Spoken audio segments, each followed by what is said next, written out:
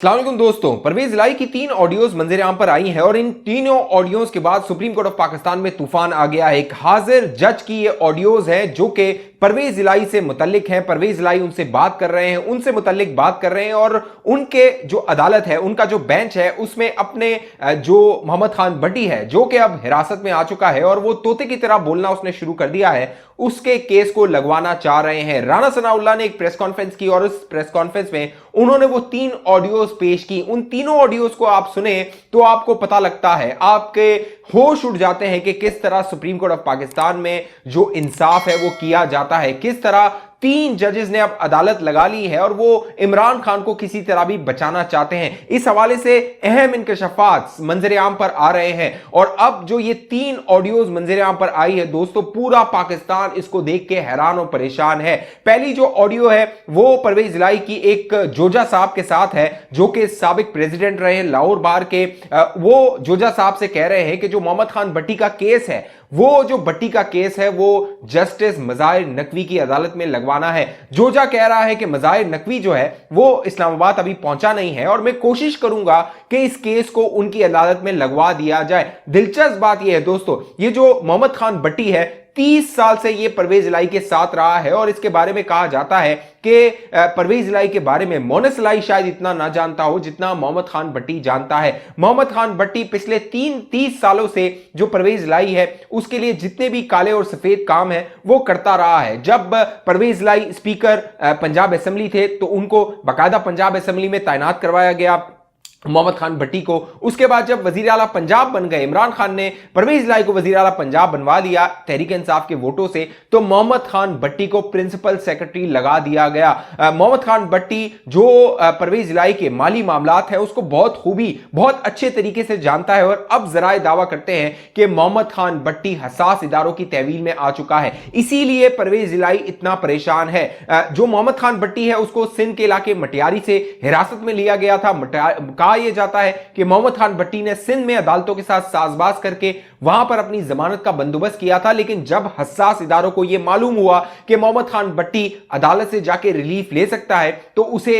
उस अदालत में पहुंचने से पहले ही हिरासत में ले लिया गया। अब जराए दावा करते हैं कि मोहम्मद खान भट्टी लाहौर के किसी इलाके में है, वहां पर वो तोते की तरह जितने भी जो इंकशाफात हैं फर वो इंकशाफात कर रहा है और बता रहा है कि परवेज इलाही ने कितना माल बनाया। जराए दावा करते हैं अब तक तकरीबन 500 अरब का जो माल है उसके इंकशाफात मोहम्मद खान भट्टी कर चुका है कि किस तरह उसने ये सारा माल किससे लिया, कहां पर दिया, कहां पर जमा करवाया, परवेज इलाही को कितना हिस्सा दिया, मोनस इलाही को कितना हिस्सा दिया, परवेज इलाही की जो बीवियां हैं, जवान बीवियां हैं, उन तक कितना माल पहुंचाइए। सारे इंकशाफात अब मोहम्मद खान भट्टी कर रहा है, इसीलिए परवेज इलाही बहुत परेशान है। इसीलिए जो 3 ऑडियोज मंजर आम पर आई है इसमें साफ सुना जा सकता है कि परवेज इलाही किसी तरह भी मोहम्मद खान भट्टी का केस जो सुप्रीम कोर्ट के जज हैं जस्टिस नकवी उनकी अदालत में वो लगवाना चाहते हैं।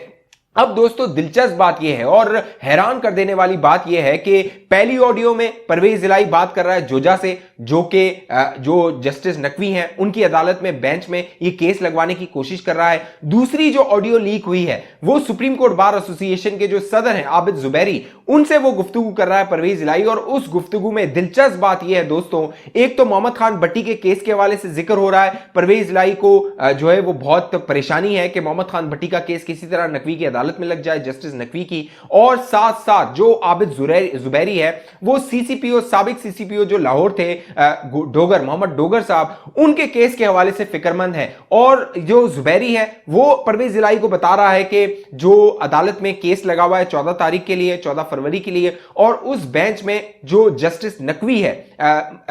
जो उनकी अदालत में वो लगा हुआ है मजर नकवी की, और उस बेंच का वो हिस्सा है। लिहाजा परवेज इलाही से कहा जा रहा है कि आप कुछ कोशिश कीजिए ताकि रिलीफ मिल सके, क्योंकि जो आबिद जुबैरी है वो सीसीपीओ जो लाहौर था गुलाम डोगर उसका वकील है, इसीलिए वो परवेज इलाही पर जोर दे रहा है। एक वक्त वो भी आया क्योंकि परवेज इलाही ने दोस्तों आपको याद होगा जब नून लीग के रहनुमाओं के खिलाफ केसेस बनाए गए थे लाहौर में, और इसी मोहम्मद ये जो डोगर है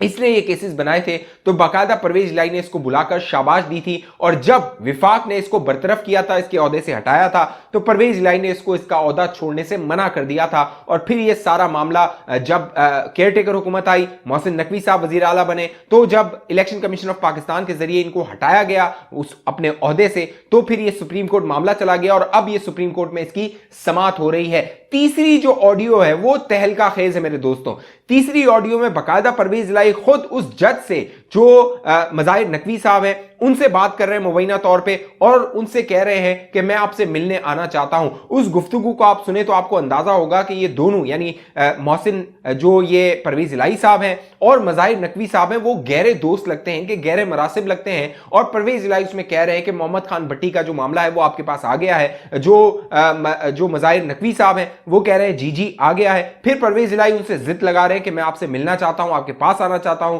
जो मज़ाहिर नकवी साहब हैं वो उनसे जान छुड़ाने की कोशिश कर रहे हैं कि वो किसी तरह उनके पास ना आए। परवेज इलाही उन्हें कहता है मैं प्रोटोकॉल के बगैर आपके पास आ जाऊंगा, बस सलाम करने आ जाऊंगा, एक सेकंड के लिए सलाम करने आ जाऊंगा। यानी जो मज़ाहिर नकवी साहब हैं वो टालना चाह रहे हैं, क्योंकि उन्हें पता है कि ये मामला रिकॉर्ड हो सकते हैं। और अब वो जो मामला रिकॉर्ड हुए थे वो मंजर आम पर आ रहे हैं। जराए दावा कर रहे हैं ये सिर्फ ट्रेलर है, फिल्म अभी बाकी है, पूरी फिल्म आनी है और ऐसे ऐसे होशरुबा इंकशाफात होने हैं। राना सनाउल्लाह ने प्रेस कॉन्फ्रेंस की और राना सनाउल्लाह ने उस प्रेस कॉन्फ्रेंस में कहा, आप दोस्तों को याद होगा दोस्तों, अरशद मलिक का केस, अरशद मलिक ने जिस तरह इंकशाफात किए थे, उनकी वीडियो मंजर आम पर आई थी। नवाज शरीफ के हवाले से जिन जिन इदारों ने अरशद मलिक को इस्तेमाल किया था, उसके इंकशाफात के बाद बाकायदा जो जस्टिस खोसा थे, आसिफ सईद खोसा, उन्होंने अपनी अदालत में कहा था कि जस्टिस जो अरशद मलिक है उसने हमारा सर शर्म से झुका दिया है। लेकिन उसके बावजूद भी अब जो सिटिंग जजेस हैं सुप्रीम कोर्ट ऑफ पाकिस्तान के, वो मुबैना तौर पे ये सब कुछ जो कर रहे हैं ये तहलका खेज है। बाकायदा राना सनाउल्लाह ने मुतालबा किया चीफ जस्टिस ऑफ पाकिस्तान से कि वो इसका सो मोटो ले, लेकिन अब तक कई घंटे गुजर जाने के बाद, ये ऑडियोज मंजर आम पर आने के बाद, अब तक कोई सो मोटो नहीं लिया गया, क्योंकि ये सब पेटीबंद भाई हैं। इन सबको पता है कि किस किस के क्या क्या काले चेहरे हैं, लिहाजा ये सबको प्रोटेक्ट करते हैं, सबका एक दूसरे का ये लोग तहफ्फुज करते हैं। इसीलिए जो हमारी अदालत है वो दुनिया में कम तरीन सतह पर है इंसाफ देने के लिए, क्योंकि ये इंसाफ टेलीफोन पे होता है, कॉल पे होता है। अब दूसरा जो मामला है दोस्तों, वो सीसीपीओ लाहौर का एक केस लगा हुआ था मोहम्मद डोगर का, उसमें 2 रुकनी बेंच इस केस की समाअत कर रहा था। उसमें जस्टिस एजाजुल एहसन थे और जस्टिस मज़ाहिर अली नकवी थे, लेकिन इन दोनों जजेस ने तीसरे इमरानडू जज को शामिल कर लिया, जस्टिस मुनीब अख्तर को। और मामला यह हुआ, जब 2 रुकनी बेंच ये समाअत कर रहा था तो उसने ये हुक्म जारी किया, बाकायदा चीफ इलेक्शन कमिश्नर राजा सिकंदर सुल्तान को सुप्रीम कोर्ट ऑफ पाकिस्तान में बुलाया गया। उनसे पूछा गया कि पंजाब में इलेक्शन क्यों नहीं हो रहे, क्योंकि इमरान खान की ख्वाहिश है कि पंजाब में जल्द इंतखाबात करवाए जाए।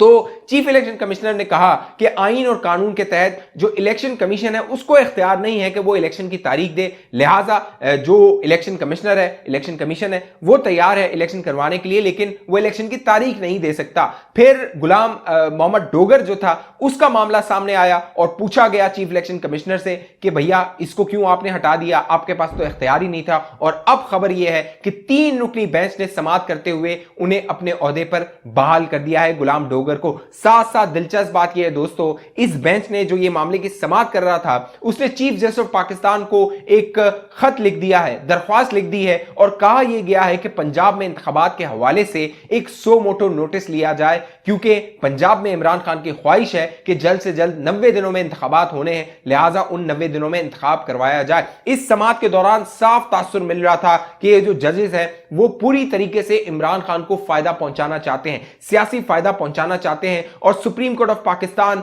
पुष्ट पनाही कर रहा है इमरान खान की। चंद दिनों पहले तक इमरान खान साहब ने कहा था दोस्तों कि जो अदालत है उसका कड़ा वक्त आने वाला है और अदालत के साथ अवाम को खड़ा होना होगा। साफ उससे ये तासुर मिल रहा था, यानी जो इमरान खान कह रहा था अब वो होते हुए नजर आ रहा है कि किस तरह इमरान खान को फेवर दिया जा रहा है, इमरान खान के हक में फैसले किए जा रहे हैं। इसीलिए इमरान खान कह रहा था कि अदालत के साथ अवाम को खड़ा होना होगा, क्योंकि अब इमरान खान को अदालतें इंसाफ दे रही हैं, उसके मुताबिक का जो फायदे का इंसाफ है वो दे रही हैं। लाहौर हाई कोर्ट इमरान खान को बुलाती रही, वो पेश नहीं हुआ, वहां पर इंसाफ का जो तराजू था वो मुख्तलिफ था, इंसाफ का जो कानून था वो मुख्तलिफ था इमरान खान के लिए। लेकिन सुप्रीम कोर्ट ऑफ पाकिस्तान के जो 3 जजेस हैं, जस्टिस एजाजुल एहसन, जस्टिस मज़ाहिर अली नकवी और जस्टिस मुनीब अख्तर, ये तीनों जजेस हैं,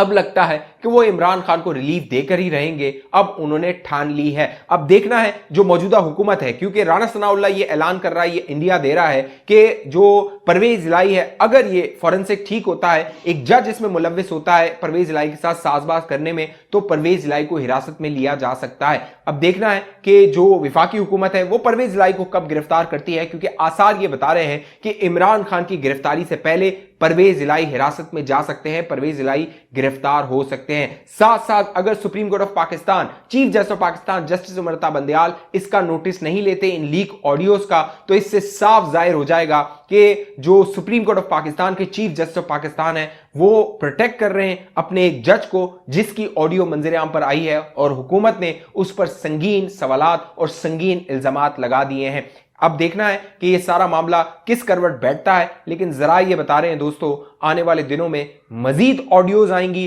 और वो जब ऑडियोज आप सुनेंगे तो पुरानी ऑडियोज को आप शायद भूल जाएं, वो इतनी खतरनाक और इतनी तहलका खेज होने वाली हैं। और मोहम्मद खान भट्टी पे आपने नजर रखनी है। मोहम्मद खान भट्टी जो फर तोते की तरह बोल रहा है, वो वादा माफ गवाह बन सकता है, क्योंकि 30 साल का हिसाब है जो परवेज इलाही ने देना है, और मोहम्मद खान भट्टी के पास सारा रिकॉर्ड मौजूद है। इस हवाले से जो भी राय नीचे कमेंट जरूर कीजिए। अब तक ये चैनल आपने सब्सक्राइब नहीं किया, जरूर सब्सक्राइब कीजिए, बेल आइकन का बटन लाजमी क्लिक कीजिए। फेसबुक पे देखने वाले दोस्त हमारे पेज को लाइक कीजिए, फॉलो कीजिए, इस वीडियो को लाजमी शेयर कर दीजिए। अगली वीडियो तक मुझे इजाजत दीजिए, अपना ख्याल रखिएगा। पाकिस्तान जिंदाबाद।